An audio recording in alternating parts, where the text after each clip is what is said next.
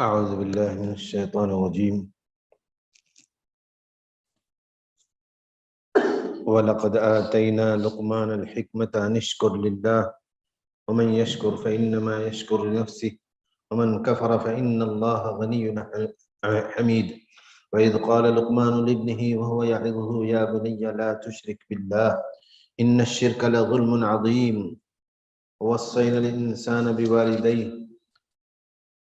الإنسان بوالديه حملته أمه وهنا على وهن وفصاله في عامين نشكر لي ولوالديك إلي المصير وإن جاهداك على أن تشرك بي ما ليس لك به علم فلا تطعهما وصاحبهما في الدنيا معروفا واتبع سبيل من أناب إلي ثم إلي مرجعكم فأنبئكم بما كنتم تعملون يا بني إنها إن تك مثقال حبة من خردل فتكن في صخرة أو في السماوات أو في الأرض يأتي بها الله إن الله لطيف خبير۔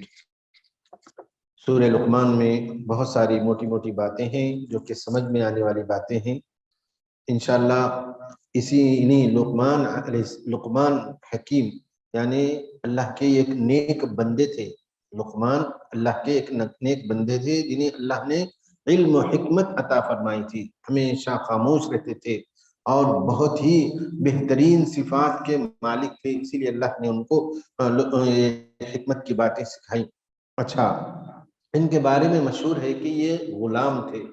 ان کے آقا نے کہا کہ ایک مرتبہ یہ کہا کہ بکری کاٹ کر بکری کو ذبح کرو اور اس کا بہترین حصہ جو ہے وہ میرے پاس لے آؤ، یعنی بکری کا گوشت میں سے سب سے بہترین گوشت جو ہوتا ہے وہ میرے پاس لے آؤ۔ چنانچہ انہوں نے بکری کاٹا، بکری کو ذبح کیا، ذبح کر کے اس کا گوشت وغیرہ کر کے زبان اور دل دو چیزیں اپنے آقا کے سامنے پیش کیا۔ تو آقا نے کہا اچھا یہ دو چیزیں ہیں جو کہ سب سے بہترین ہیں، اچھا ٹھیک ہے۔ پھر ایک اور موقع پر ان کے آقا نے یہ کہا کہ پھر بکری ذبح کرو اور اس کا بہترین حصہ، اس کا بدترین حصہ، پہلے تو بہترین حصہ پیش کر دیے تھے، بدترین حصہ لے کر آؤ۔ تو انہوں نے دوسری مرتبہ ذبح کر کے زبان اور دل لے کر آئے۔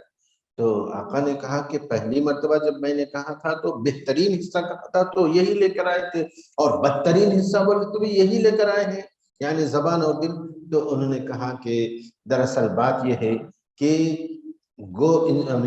انسان کے اس میں بھی حصے میں اور جانور کے حصے میں بھی سب سے بہترین یہی ہو سکتا ہے اور سب سے بدترین بھی یہی ہو سکتا ہے۔ تو آدمی اپنی زبان پر اور اپنے دل پر کنٹرول کرے تو اس کی زبان اور اس کا دل بہترین ہو سکتا ہے، اور اگر ان کنٹرول ہو، بے قابو ہو، تو اس کے زبان اور اس کا دل بے قابو ہو جاتا ہے۔ تو یہ بات انہوں نے اپنے آقا کو کہی۔ بہرحال بہت ساری حکمت کی باتیں اس آیتوں میں ہیں۔ اللہ تعالیٰ نے ان کے بارے میں فرمایا وَلَقَدْ آتَيْنَا لُقْمَانَ الْحِكْمَةَ أَنِ اشْكُرْ لِلَّهِ وَمَنْ يَشْكُرْ فَإِنَّمَا يَشْكُرُ لِنَفْسِهِ إِنَّ اللَّهَ وَمَنْ كَفَرَ فَإِنَّ اللَّهَ غَنِيٌّ عَنِ الْعَالَمِينَ۔ ہم نے لقمان کو حکمت دی کہ تو اللہ تعالیٰ کا شکر کر، ہر شکر کرنے والا اپنے ہی نفع کے لیے شکر کرتا ہے، اور جو بھی ناشکری کرے وہ جان لے کہ اللہ تعالیٰ بے نیاز ہے اور تعریفوں والا ہے۔ پھر جب کہ لقمان نے واز کرتے ہوئے اپنے لڑکے سے فرمایا میرے پیارے بچے اللہ کے ساتھ شرک نہ کرنا، بے شک شرک بڑا بھاری ظلم ہے۔ سب سے پہلی نصیحت اپنے بیٹے کو لقمان علیہ السلام نے شرک کے بارے میں کیا کہ اے میرے بیٹے تو شرک مت کر۔ اسی طرح انبیاء نے بھی اپنے اولاد کی فکر کی، انبیاء نے بھی اپنے اولاد کے عقیدے کی فکر کی، اور انبیاء کو جب موت آئی، ایک نبی ہے یعقوب علیہ السلام، ام کنتم شہداء اذ حضر یعقوب الموت اذ قال لبنیہ ما تعبدون من بعدی قالوا نعبد الہک و الہ آبائک ابراہیم و اسحاق الہ واحدا ونحن له مسلمون۔ کیا تم یعنی حاضر تھے اس وقت جب کہ یعقوب علیہ السلام کو موت آئی، تو موت کے وقت ان کو یہ فکر لاحق ہوئی کہ میرے مرنے کے بعد میرے بچوں کا عقیدے کا کیا حال ہوگا، یعنی جب تک میں زندہ ہوں بچوں کی حالت کو تو جان رہا ہوں، بچوں کے عمل کو دیکھ رہا ہوں، اولاد کے عمل کو دیکھ رہا ہوں، کہ میری اولاد نماز پڑھ رہی ہے نہیں پڑھ رہی ہے، اور میں جب تک میں زندہ ہوں ان کو ٹوکتا ہوں بولتا ہوں، لیکن مرنے کے بعد کیا حال ہوگا اور مرنے کے بعد میرے بچے کس راستے پر چل پڑیں گے، یہ فکر ان کو دامنگیر ہوئی۔ چنانچہ اپنے بچوں کو بلا کر انہوں نے وصیت کی، ما تعبدون من بعدی، میرے بعد تم کس کی عبادت کرو گے؟ قالوا، تو بچوں نے کہا، نعبد الہک و الہ آبائک ابراہیم، ہم ابا جان آپ نے جس معبود کی عبادت کی ہم بھی اسی معبود کی عبادت کریں گے، اور آپ کے باپ نے اور ابراہیم علیہ السلام نے جس معبود کی عبادت کی ہم بھی اسی معبود کی عبادت کریں گے، ہم اس کے ساتھ شرک نہیں کریں گے۔ تو اس سے بات معلوم ہوتی ہے کہ ہر والدین کو، ہر مومن ماں باپ کو سب سے پہلی فکر اپنے اولاد کے عقیدے کی ہونا چاہیے۔ اس لیے اپنے بچوں کو ہم اسکولوں میں داخل کرتے ہیں، داخل کرتے وقت یہ کرتے ہیں کہ سب سے بہترین اسکول کون سا ہے، کیا ہے، دیکھتے ہیں، اور کون سا انگلش میڈیم اسکول کون سا بہترین ہے، یہ سوچ کر ڈھونڈ کر تلاش کر کے اپنے بچے کو داخل کرتے ہیں۔ تو اس کے ساتھ ساتھ اس بات کی بھی فکر ہونا چاہیے کہ میرے بچے کا عقیدے کا کیا حل ہوگا۔ بعض اوقات ایسا ہوتا ہے کہ بہترین اسکول غیروں کا ہوتا ہے، اس میں داخلہ دے دیا جاتا ہے، نارائنا ہے، چیتنیا ہے، یعنی تو جو ہے وہ کرسچنوں کے اسکول ہیں، تو اس سے یہاں ماں باپ عقیدے کی فکر نہیں کرتے، بلکہ کیا کرتے ہیں، تعلیم اچھی ہوگی تو بس میرا بچہ اچھا پڑھ لیا تو بس اچھی انگلش آ گئی، اچھا اور جو ہے جاب کمانے والی اچھی نوکری آ گئی، یہ فکر کرتے ہیں ماں باپ، لیکن عقیدے کی فکر نہیں کرتے ہیں۔ عقیدے کی سب سے پہلے فکر کرنا چاہیے۔ الحمدللہ آج سے یعنی تقریباً 20-25 سال پہلے کی بات تھی کہ جو ہے ہمارے مسلمانوں کے اسکول نہیں تھے، لیکن الحمدللہ آہستہ آہستہ مسلم برادری بھی جو ہے اپنے اسکولوں کو قائم کر رہی ہے ہر جگہ، جبکہ اس سے پہلے یا تو اپنے بچوں کو ہم پڑھانا پڑتا تھا تو یا تو ہندوؤں کے اسکولوں میں داخل کرنا پڑتا تھا یا تو کرسچنوں کے اسکولوں میں داخل، دو ہی اسکول تھے اس سے پہلے۔ اب جو ہے اب مسلمان بھی جو ہے اپنے اپنے اسکول کھول رہے ہیں، تو جہاں تک ہو سکے کوشش کرنا چاہیے کہ اپنے مسلم اسکولوں میں اپنے بچے کو داخلہ دلوایا جائے، اس کے ساتھ ساتھ عقیدے کی بھی فکر کرنا چاہیے۔ خیر، وَإِذْ قَالَ لُقْمَانُ يَا بُنِيَّ لَا تُشْرِكْ بِاللَّهِ إِنَّ الشِّرْكَ لَظُلْمٌ عَظِيمٌ۔ تو اس سے بات معلوم ہوئی کہ اپنے اولاد کی سب سے پہلے فکر عقیدے کی کرنا چاہیے۔ اس کے بعد کہا وَوَصَّيْنَا الْإِنسَانَ، ہم نے انسان کو اس کے ماں باپ کے متعلق نصیحت کی ہے کہ اس کی ماں نے دکھ پر دکھ اٹھا کر اسے حمل میں رکھا اور اس کی دودھ چھڑائی 2 برس میں ہے کہ تو میری اور اپنے ماں باپ کی شکر گزاری کر، تم سب کو میری ہی طرف لوٹ کر آنا ہے۔ اس کے بعد دوسری بات یہ بتائی گئی کہ انسان کو اپنے ماں باپ کے ساتھ حسن سلوک کرے، ماں باپ کے ساتھ حسن کا سلوک کرے۔ ایک صحابی آئے رسول اللہ صلی اللہ علیہ وسلم کے پاس آ کر پوچھنے کے، یا رسول اللہ میرے حسن سلوک کا سب سے زیادہ حقدار کون ہے؟ امو کا، تیری ماں۔ پھر فرمایا اس کے بعد کون ہے؟ امو کا۔ پھر فرمایا اس کے بعد کون ہے؟ امو کا۔ پھر فرمایا ابو کا، چوتھی مرتبہ فرمایا ابو کا۔ تو اس سے بات معلوم ہوتی ہے کہ ماں کا درجہ بہت بلند ہے۔ امو کا، پھر عمر رضی اللہ عنہ کے زمانے میں، خلیفہ عمر رضی اللہ عنہ کے زمانے میں، کہ ایک شخص جو ہے بہت دور سے اپنی بوڑھی والدہ کو حج پیٹھ پر اٹھا کر حج کرایا، اس کو وہاں سے اٹھا کر لے کر آیا، پھر اس کو سوار کر اپنی پیٹھ پر سوار رکھ کر حج بھی کرا۔ تو اس نے پوچھا اس سے کہ کیا میں نے اس ماں کا حق ادا کر دیا؟ تو انہوں نے کہا کہ یہ تیری ماں جس وقت تجھ کو جنی اس کی ایک چیخ کا بھی حق ادا تو نے نہیں کیا ہے، ایک چیخ کا بھی حق تو نے ابھی ادا نہیں کیا ہے۔ تو اس لیے جو ہے ماں کا بڑا حق ہوتا ہے، اس لیے ماں کے بارے میں سب سے پہلے اللہ نے بھی یہاں وَوَصَّيْنَا الْإِنسَانَ بِوَالِدَيْهِ حَمَلَتْهُ أُمُّهُ ماں کے بارے میں وصیت کی۔ اس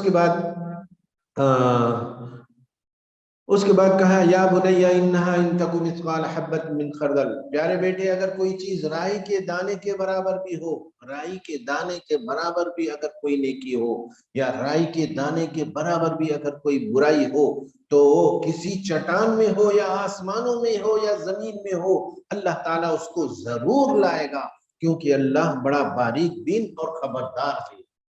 آدمی کو اللہ تعالیٰ نے انسان کو پیدا کر کے انسان کے بارے میں ایک ریکارڈ تیار کیا ہے، کیونکہ ہر انسان کے پیچھے اللہ تعالیٰ نے فرشتے لگائے ہیں، کرامن کاتبین، جو فرشتے لکھ رہے ہیں، ایک نیکی لکھنے والا فرشتہ ہے اور ایک برائی گناہ لکھنے والا فرشتہ ہے۔ انسان سمجھتا ہے میں آزاد ہوں، میں جو ہے جو چاہے کر سکتا ہوں، ایسا نہیں ہے۔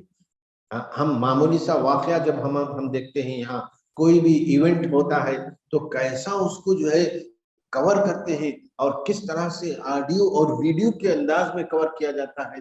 یہ تو انسانوں کی اتنی کاریگری ہے، تو فرشتوں کی اور اللہ کی کتنی بڑی کاریگری ہوگی، کیسی باریک باریک باتیں بھی جو ہے ریکارڈ میں آ جاتی ہیں۔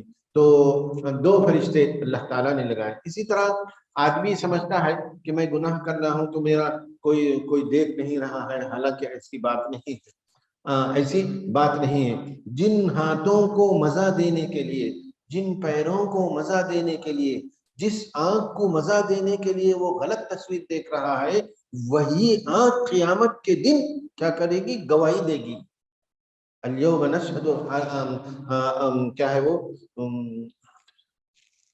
ایک آیت ہے جس میں کہ جو ہے قیامت کے دن پیر اور ان کے ہر عضو گواہی دیں گے کہ فلاں تاریخ کو، فلاں دن اس نے فلاں گناہ کیا ہے۔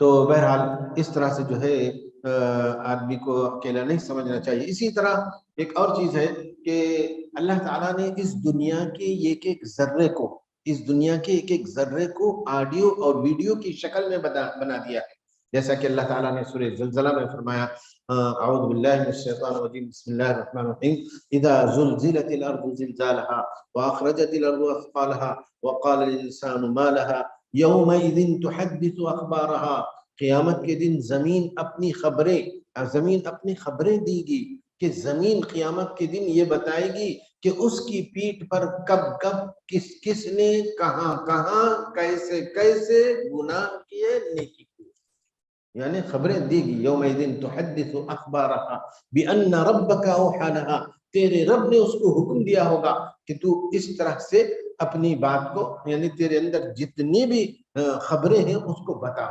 تو اس سے بات معلوم ہو رہی ہے کہ ہم جہاں اس وقت بھی یہاں بیٹھے ہیں تو ہمارے آس پاس کے جو ذرے ہیں وہ ذرے آڈیو اور ویڈیو کے شکل میں ہماری ایک ایک حرکت کو کیا کر رہے ہیں؟ ریکارڈ کر رہے ہیں۔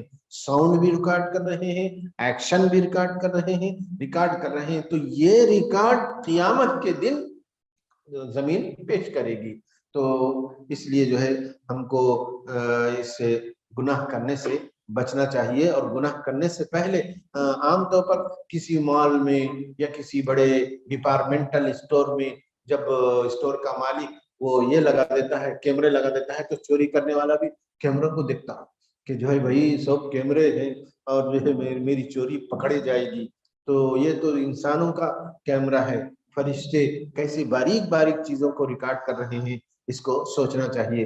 اگر ہم یہ سوچیں گے تو کبھی بھی کوئی بھی انسان اس طرف غور کرے گا تو کبھی وہ گناہ کرنے کا خیال ہی نہیں کرے گا، کیونکہ اس کے ریکارڈ بن رہا ہے۔ پھر اس کے بعد کہا کہ یا بنی اقم الصلاۃ وامر بالمعروف وانہی عن المنکر، اے پیارے بیٹے تو نماز کو قائم رکھنا، اچھے کاموں کی نصیحت کرتے رہنا، برے کاموں سے منع کرنا۔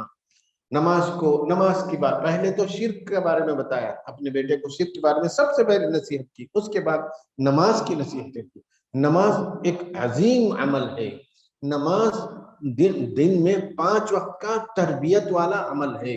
جو شخص نماز پڑھ کر قربانی دیتے ہوئے تربیت حاصل کرتا ہے، ایسا شخص، ایسا مومن یعنی اس کے دینی اور تقوی والا اور عقیدے کی تربیت حاصل ہوتی ہے اس کو، اور یہاں تک کہ مرتے وقت اس کی زبان پر کلمہ لا الہ الا اللہ آتا ہے، نصیب ہوتا ہے اس کو، کیونکہ وہ 5 وقت کی نماز کا پابند تھا۔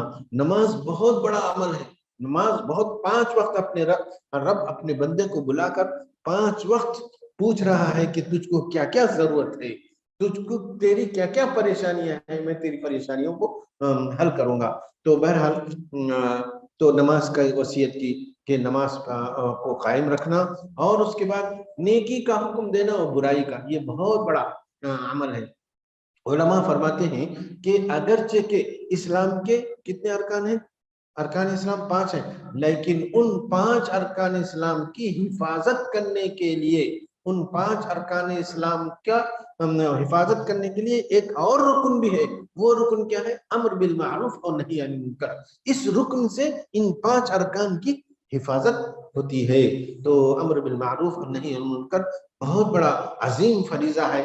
ہر مومن پر ہر مومن کو اس کو کرنا چاہیے کہ جو ہے اس کو جو بھی بات معلوم ہے، جیسے ہم عام آدمی، عام مومن، عام مسلمان کو یہ معلوم ہے جھوٹ نہیں بولنا چاہیے، عام مسلمان کو یہ معلوم ہے دھوکہ بازی نہیں کرنا چاہیے، عام مسلمان کو یہ معلوم ہے زنا نہیں کرنا چاہیے، عام مسلمان کو یہ معلوم ہے ظلم نہیں کرنا چاہیے. کتنی موٹی موٹی باتیں ہیں.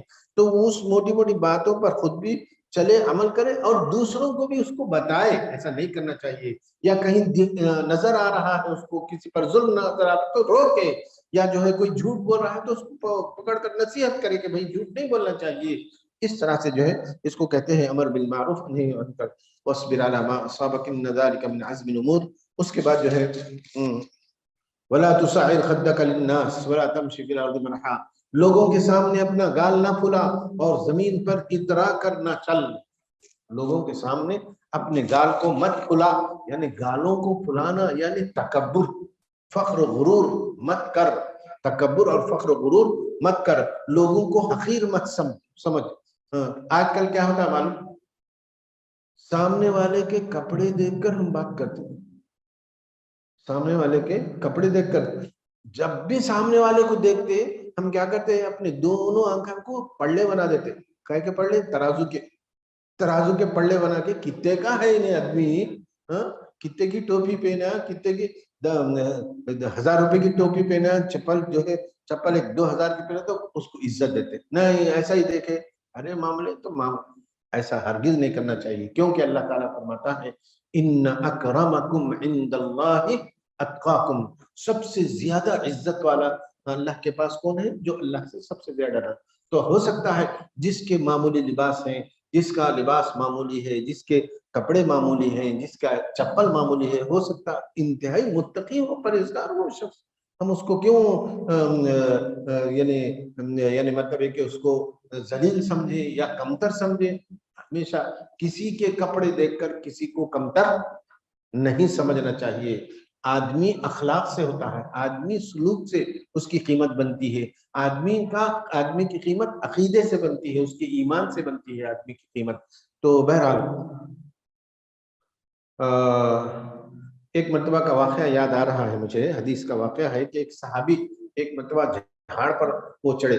تو وہ صحابی ایسے تھے، شاید عبداللہ مسعود غالباً، کہ ایک دم ان کے پیر چھوٹے چھوٹے تھے، یعنی پتلے پتلے پتلے. تو دوسرے صحابی دیکھ کر ہنسنے لگے. تو اللہ کے نبی رسول اللہ صلی اللہ علیہ وسلم نے فرمایا اللہ کے یہاں ان پیروں کی بہت وزن ہے، بہت زیادہ وزنی ہے. اگرچہ کہ یہ جو ہے دبلے پتلے دکھ رہے ہیں پیر، اور لیکن اللہ کے یہاں ان کی بہت قیمت ہے. تو یہ میں بتا رہا تھا کہ اللہ کے یہاں تقوی والے کی قیمت ہے. زیادہ ٹپ ٹاپ والا، اچھے کپڑے پہننے والا، لیکن اندر سے جو ہے مزاج کا اچھا نہ ہو، اخلاق کا اچھا نہ ہو، سلوک کا اچھا نہ ہو، یہ شخص ایسا شخص جو ہے اللہ کے پاس اس کی قیمت اچھی نہیں ہے. اور ایسا شخص جو عقیدے کا اچھا نہ ہو، اللہ کے پاس اس کی قیمت نہیں ہے. تو بہرحال ولا تصعر خدك للناس ولا تمشي في الارض مرحا. زمین پر اترا کر نہ چل، یعنی تکبر، ایسی چال جس سے مال دولت یا قوت و طاقت کی وجہ سے فخر غرور کا اظہار ہوتا ہو، یہ اللہ کو ناپسند ہے. یعنی تکبرانہ چال. آدمی کی چال کے پیچھے اس کی شخصیت، اس کی پرسنالٹی معلوم ہوتی ہے. آدمی کیسا چلتا ہے دیکھتے ہیں ہم.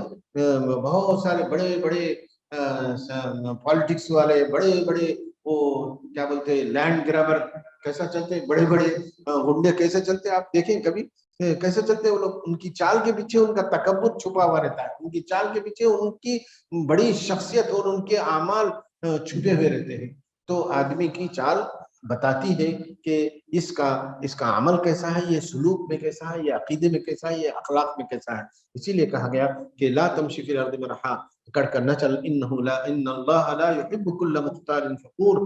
بے شک اللہ تعالی کسی تکبر کرنے والے شیخی خورے کو اللہ تعالیٰ پسند نہیں فرماتا ہے۔ وقصد فی مشیک وغضض من صوتک ان انکر الاصوات لصوت الحمیر، اپنی رفتار میں میانہ روی اختیار کرو، یعنی چال چلن میں ایسی چال جس سے جو ہے میانہ روی یعنی درمیانی چال، ایسی چال نہ سست ہو، نہ بیماروں کی چال ہو، نہ تکبر والی چال ہو، بلکہ درمیانی چال ہو، ایسا چلنا چاہیے۔ اور وغضض من صوتک، اپنی آواز کو پست کرو، یعنی بات کرتے وقت آواز کو پست کرنا چاہیے، یعنی چلا کر بات نہیں کرنا چاہیے، چیخ کر بات کرنا چاہیے، کیونکہ چیخ کر بات کرنے والا، تکبر کرنے والا چیخ کر چلا کر بات کرتا ہے۔ زیادہ اونچی آواز سے بات نہیں کرنا چاہیے، کیونکہ زیادہ اونچی آواز گدھے کی ہوتی ہے، زیادہ اونچی آواز گدھے کی ہوتی ہے۔ یہ کہا ان انکر الاصوات لصوت الحمیر، یقیناً آوازوں میں سب سے بدترین آواز گدھوں کی آواز ہوتی ہے، تو گدھے کی جیسا نہیں چیخنا چاہیے۔ یہ چند باتیں تھیں جو کہ لقمان نے یہ کے بارے میں اللہ نے ان کے بارے میں ذکر کیا۔ اللہ سے دعا ہے کہ اللہ تعالیٰ ہم سب کو ان پر عمل کرنے کی توفیق عطا فرمائے۔